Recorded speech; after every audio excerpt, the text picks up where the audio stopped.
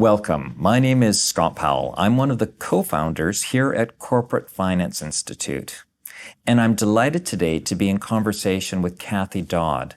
We're going to focus on wellness and finance, a journey of inspiration. And so welcome, Cathy. I'm delighted to have this conversation. It's absolutely my pleasure. Thank you so much for having me. I'm excited to talk to you about this. So to kick things off, can you just share a bit of your background in finance? Sure, absolutely. I worked in the industry for over 20 years, and I started out in banking, but very quickly moved over to spend the next 20 years with one of Canada's largest mutual fund companies. And what I noticed about what I absolutely love about the finance industry are some of the same things that actually cause stress in the finance industry. There's certainly, from my experience, there's a lot of stress within the financial services industry. And you saw that as well. Yeah, absolutely. I mean, I think the fact that we love the idea that it's never a dull moment. There's constant change, whether we're looking at like constantly changing markets and economic conditions and, ever evolving and increasingly more complex product offerings in finance. Just the vast amount of information that's readily available to us. I think it's great, but it also contributes to that idea that we never really know everything that we need to know. It does just add so much pressure to working in finance. I think part of it is, the personality type that is attracted to the finance industry. We also put that pressure on ourselves to be, somewhat perfectionism in a space that there's no room for that. So, and then, relating to the mutual fund side of things, just the increased competition, and there's a lot of pressure on fees out there. And then I was in a sales capacity at Mackenzie, so I managed a territory of $1 billion in assets, and that was comprised of over 1,000 financial advisors that I worked with.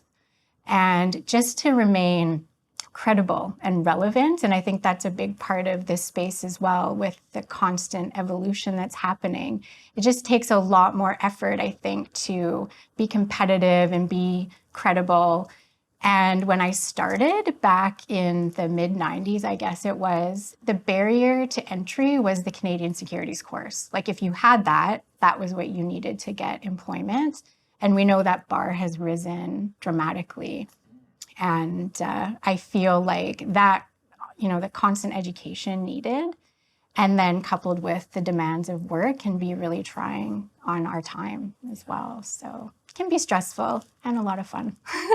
Can we now explore the journey you took personally towards wellness and meditation? Yeah, absolutely. Because I think for a lot of people, it seems like a huge 180 to go from spending the majority of my career in finance, and now I spend my time in the wellness space, making wellness-related products and spending a lot of time talking about meditation. But for me, it actually feels quite full circle. So I actually started my educational journey with a Bachelor of Science degree. So I majored in biology. I always had a vast interest in human anatomy and the body and physiology, health sciences. But as a very young adult, I just didn't really see a career path for myself that I was interested in. So somebody very close to me that knew my personality quite well suggested perhaps maybe I should look at business. And so I went back to school and majored in finance, and knew right away that this was much more suited to me. And so then I launched into this career in finance. But what I found is that as I was working and, my personal life is developing, and marriage and raising kids, that I was confronted with stress that was definitely impacting my health. So I wasn't sleeping very well. Which could be quite typical, was leaning towards caffeine for the energy boost I needed to get through the day. And that can come with some other, heart palpitations and other sort of implications there. And yet I was constantly tired. So I just knew that I needed a tool to help me manage through some of this stress. I also, in my job, was starting to have a lot more travel demands, and I do deal with like a chronic lower back pain issue. And so that's when I started to think maybe I also need to look outside of this industry for a potential career change. So I'd actually been exposed to meditation many, many years ago through a yoga retreat. And through that whole retreat, mainly focused on yoga, it was the moments in meditation that I enjoyed the most. Just that sense, it really resonated with me, that sense of calm that I had even for those brief moments. And so, as I describe myself as curious and passionate and motivated, this led me to sort of thinking, I need to look more into this. I wanted to understand it better. And as I started doing a regular meditation practice at home, I did also start to see some benefits, how I was managing stress. And I had found this meditation teacher training. Like, education was a big part of my role in the past, and I loved the idea of being able to share this knowledge with others. So right here in Vancouver, there's a place called the Lab of Meditation, and they advertise that their teacher training is through the scientific lens. So for me, I really resonated with that and just felt like, okay, this might be it for me. So I took the course, and that's where I learned a lot about how stress contributes to our ill health and how meditation can really contribute to a positive change in that area. And can you speak more on how meditation has helped you personally? Yeah, absolutely. Because I've really, from back in the day, feel like I've really come a long way with just slowing my life down. And it's interesting to think that although I now feel more calm and peaceful, I'm actually far more productive. So it creates this clarity and focus. So when I'm doing a task, I'm just much better able to be more efficient and focus on that task. I definitely sleep better. I still enjoy my coffee, but I'm no longer like super reliant on it to get through the day. And I think just my overall sense of happiness has definitely improved. And I think if you spoke to those in my household, they might agree with you on that. So, That's awesome. yeah. Can you just talk us through how the impact of stress on our bodies? I think it's a very common phrase that stress can lead to disease. But I know for myself, with my curiosity, I really wanted to understand like what is really happening here. And that actually helped me commit to this meditation. So I think it all stems down to that familiar term, fight or flight. And fight or flight is actually a physical reaction that we have to stress or a threat that we're faced with. And this actually goes back like to the beginning of our time, where our threats were predominantly physical, life or death situations where we could actually be attacked by, a predator like a saber-toothed tiger or what have you. And so what's happening in our body is we are in this parasympathetic, or we're in the sympathetic component of our nervous system.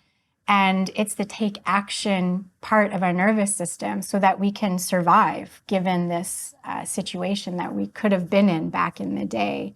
And so our hormones emit chemicals, things that you've probably heard of, like cortisol and adrenaline.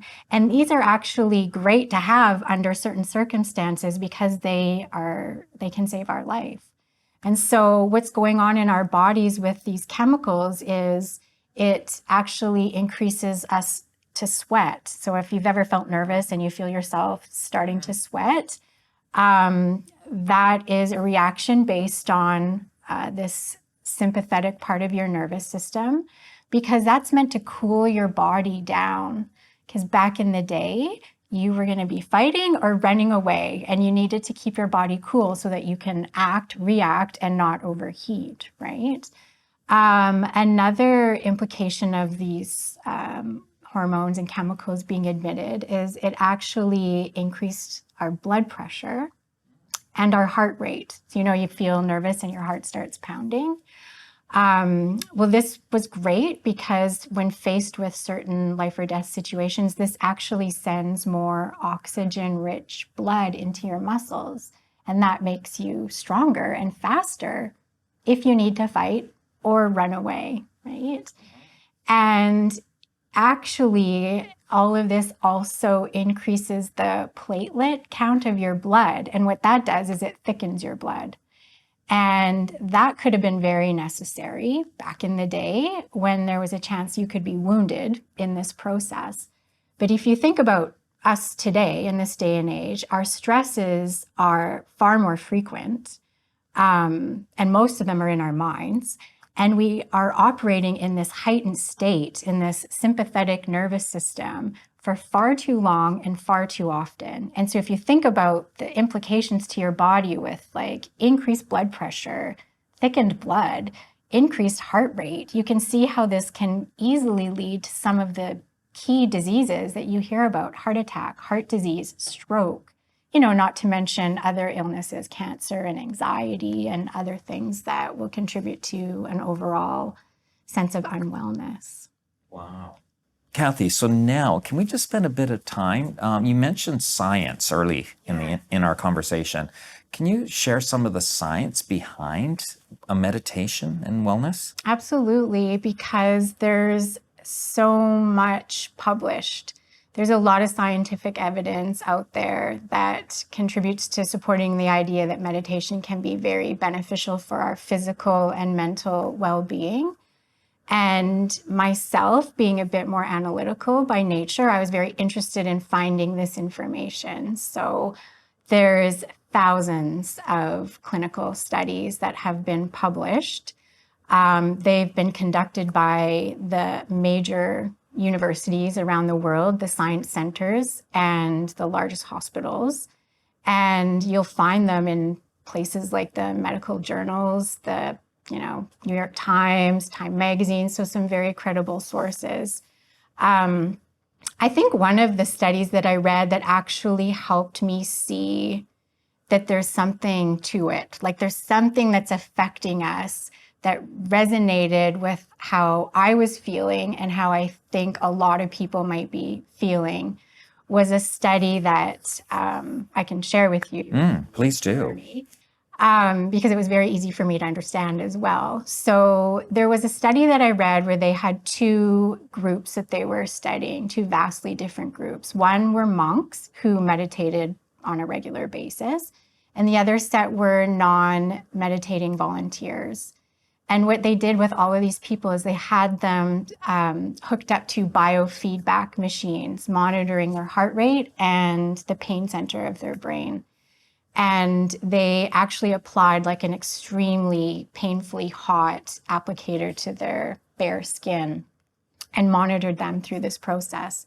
And so what they found is 100% of the time that they applied this heat, the heart rate increased and the pain center of the brain was activated across everybody. And that didn't really come as a big shock that we have a physical reaction to pain or threats. Yeah. It was the second part of the study that made me wonder, okay, what's going on? So next, they actually just verbalized, in the next 10 or 15 seconds, we will reapply this painful heat. And 100% of the non-meditators had an instant physical reaction upon hearing this news. So their heart rate started to increase and the pain center of their brain actually was activated. Wow, and this is before they applied. Just by hearing that this was coming. Yeah. And 100% of the monks who meditated regularly had zero physical reaction just upon hearing this news. And it was only later, 15 seconds later, when they actually did it, that everybody again had this. And so what stuck with me was, like, we have so many thoughts in our minds. We're constantly running through them. Science tells us there's thousands, and studies also show us that over 80% of them are negative. So we're constantly bombarded with negativity in our minds and worry and stress. And without having a tool to help us manage this, we're dealing with a physical reaction to all this stuff that may or may not actually play out in our real lives. And so I was really intrigued by, what is happening in our body when we're under this stress, and then how can meditation actually help us through this? Yeah.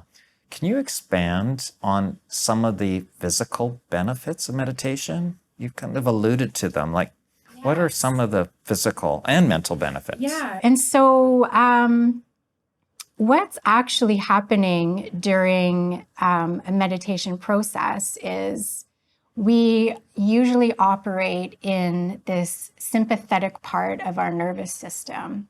And that is actually the action center of our nervous system. And for good reason, it provides us a lot of tools and opportunity to act. But with that comes some negative implications to us as well. And so meditation has been proven to help move us away from this sympathetic part of our nervous system over to the parasympathetic. So that is a place in our nervous system that's at more rest and calm. And moving over to this is actually done through many different types of meditation processes. And it activates in our body what's called the vagus nerve. So the vagus nerve is something that runs from our brain all the way down and sends messages through our organs. And it's this main mediator of this parasympathetic nervous system. And so it's proven that different types of meditation move you into this system and out of this more action-oriented system. And then studies have also shown that with a regular meditation practice, it actually decreases, it affects our brain. So it decreases the part of our brain, the gray matter in our brain that deals with our stress and our anxiety levels. So it can actually help us manage that better as well. And it's not just during a meditation that you have this effect. So as the chemistry in your body is changing from a regular meditation practice, you take that out into your everyday life. And so what you'll find is that you're just better able to manage yourself during stressful situations, that you no longer have a volatile reaction, and you can be more mindful and thoughtful around things that are happening around you that previously might have caused you a more physical angst. That truly is amazing. It is. So if we know all this, why aren't more of us meditating? Yeah, that's a great question.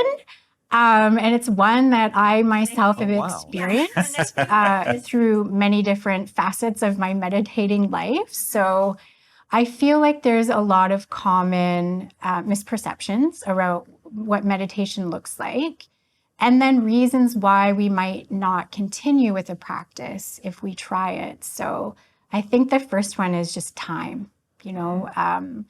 We're all very busy. We manage, so many facets in our life. And the idea of maybe carving out 20 minutes every day to sit in silence seems luxurious, but unreasonable to a lot of people. And there is an old Zen proverb that says that you should meditate for 20 minutes a day. Unless you don't have time, then you should make it an hour. And I think, and I think that just speaks to, if we're living such busy lives, we definitely need to be doing something to help us.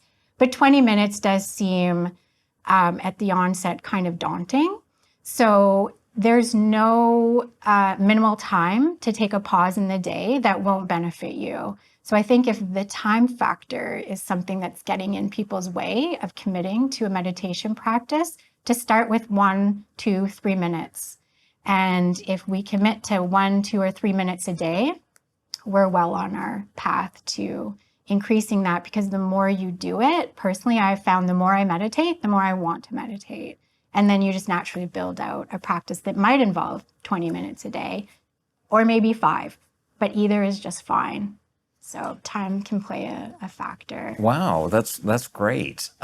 So for those who have not ever meditated, you've mentioned already, you can start with just 1 or 2 minutes, but how do you actually go about meditating? Like, what do you suggest or recommend? Yeah, that's a great question, because there's a variety of ways to meditate, and not everybody's going to resonate with the same way. So personally, I like mindful breathing. And so that is when you sit and you focus on your breath. So in all the different ways of meditating, there's a place that you will put your focus on. And then everything else we just like to call non-focus. So the thoughts and everything that's going to happen at the time, we just don't judge those, and we just call them non-focus. So you have a place of focus, and then all the rest is non-focus. So with mindful breathing is when you sit and you focus on your breath. So you take a couple, breathe in for a couple seconds, you maybe hold it, and then breathe out, and you just focus on that. Or you can just focus on your natural rhythm of breath if that's what you like. And every time you find your mind wander, which it will, you come back to focusing on your breath. And that's called mindful breathing. And that can be literally the duration of your entire 2, 20, 1 hour meditation. But some people actually find it creates anxiety in them to focus on their breath. It makes their breath off kilter, and they don't want to do that. So that's where, like a mantra can come into play, something else to focus on. So that's where you have a saying, a phrase, a couple words that you choose that are inspiring to you or that help you feel more peaceful. And you just focus on that silently in your mind over and over. I am at peace can be an example of something like that. And then every time you end up thinking about your grocery list or all the things you have to do, you just come back when you realize it to your mantra, I am at peace. And you can do that for the entire duration of a meditation. Meditation doesn't have to be in stillness, which some people don't realize as well. So it can be, one of my favorites is a walking meditation. It can be dancing, it can be gardening, it can be anything where you can get into a bit of a zone. But a walking meditation is just really when you're focusing on your steps and really feel your feet touching the ground. It can be a very grounding experience for you. And then as you're stepping forward and you feel your feet. And so I do that daily, and I absolutely love it. And that is in itself meditation. And then I think for people that still are reluctant to get started, a guided meditation is a perfect way to start. And there's fabulous free apps that you can download on your phone or your device. Calm is an app, Insight Timer, and there's a third one called Headspace. And they're free, and they have, between all of them, probably thousands of guided meditations. And the great thing about it is they're from every duration, from a few minutes up to probably 40 or more minutes. And then the topics that they're guiding you through, you can choose one that sort of resonates with you, whether it's, putting yourself to a better sleep or managing stress or feeling more grateful or what have you. So there's lots of opportunity in the guided space as well. Wow. And what's your personal favorite meditation technique? Yeah, you mentioned some. I have used guided meditation in the past, but I prefer now to do my mindful breathing. I find that it's very common throughout a day to not take a deep breath. And then when I give myself an opportunity to sit and do mindful breathing, I know that I'm gaining that oxygen richness through my body. And it really opens up your system. And so I really enjoy that, and, sort of on my own in silence. Lovely. And if I was to paraphrase, one of the things you said is that you can do, there are many different ways to approach meditation, but something you said that really struck me was making sure there was something, a focus, and then everything else was non-focus. Yes. And I think the importance around that is we can often take a lot of judgment to our meditation practice. I mean, I think one of the other reasons why people who maybe have tried meditation and don't carry through with it is because they feel like they just can't do it. So if you've tried it and then you sit there and the whole time you were sitting there, you were fidgety, and you thought, all I thought of was all the things I should be doing instead of taking this time out, it might stop you from continuing. And so I think that if we just don't bring any judgment to the process, all of that is still part of the meditation process. We just call that non-focus. And then choose something to focus on. The things that I mentioned, or a visualization, anything that is your focus for that period of time, it can probably contribute to more people feeling like they're actually doing it correctly, which they are. So anytime you sit in meditation, whether you had a couple minutes of stillness between your thoughts or not, you're still doing it right. And that is still a meditation practice. Yeah. Another theme I hear is from you, and what you're saying is, give yourself a break. Yes. Don't be too hard on yourself. Yeah, because we just are our own worst enemies. And I think that definitely interferes with us moving into something that can be very beneficial. So, what would your advice be to folks in the finance industry who are living busy lives in terms of things they can do right away? Yeah, absolutely. I think that's great, because there's definitely little things that we can do that will help move us into a calmer state and make us more productive and more efficient, even though we are more relaxed. So I think just taking a couple mindful minutes, but when we're busy, how do we remember to take these mindful minutes? So just use things that are at your disposal on a regular basis, like your phone or your computer. So I know people that set a timer on their phone and they have it go off at a regular interval. So whether it's every hour or something like that. And when it goes off, it's just a great reminder to stop and take a couple deep breaths and move ourselves back into a better state. And if you do that on a regular basis, you're really contributing to helping your overall well-being. There's other sort of triggers that we can use in a regular day, even driving. So driving can be stressful depending on where you live. Traffic can be horrific, and we're always in a hurry to get somewhere. We never get there fast enough. And so, of course, a red light in itself can be a bit of a trigger, having to stop at a red light. But I think that could also be a great opportunity to take a minute and, again, take a deep breath. So if you use stopping at a red light as a positive reminder to breathe deeply, you might realize then that you haven't actually taken a deep breath yet that day. And then it can also change your overall mindset when you're on the road to not be as hurried and worried about getting where you need to get to. Something else that we all do regularly is eat. So even just being more mindful around the eating process. So slow down. You've probably heard, chew a little bit more.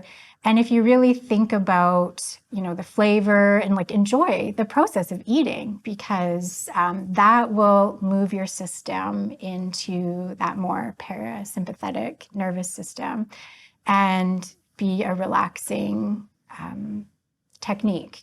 So, and I think even just expressing some gratitude to the nourishment that the food is providing you, and maybe even taking it a step further and thinking about and being grateful for anyone that's involved in bringing this food to your table. Because speaking of gratitude, that is also proven that an attitude of gratitude can really improve your mental health and overall well-being. So it can put you in a more happy place. So if we focus on things that we're grateful for, so even just every morning when you get up, what am I grateful for today? Even if it's just that I'm up. Or before you go to bed, what are two things or two people or something that you're grateful for can really help overall change your mindset and take you out of that stressful, constantly thinking about the future, and be more present. And when you're more present, you're less stressed, because typically in our present situation, the things that we worry about aren't actually happening anyways, or the things that we're stressing about from the past. So gratitude can play an extremely important role. And so I want to express my gratitude to you for having me here. So I have an opportunity to talk about something that I'm super passionate about, And I'm very grateful for you to bring me here. Cathy, it's been an amazing delight. You've given us so many things to think about, so many practical tips of how to incorporate mindfulness and meditation into any busy life. I really like the idea of even the triggers, whether it's a red light or what's when you're eating and when you wake up. Just lovely idea. So thank you. We are very grateful for you coming in and having this conversation. Thank you.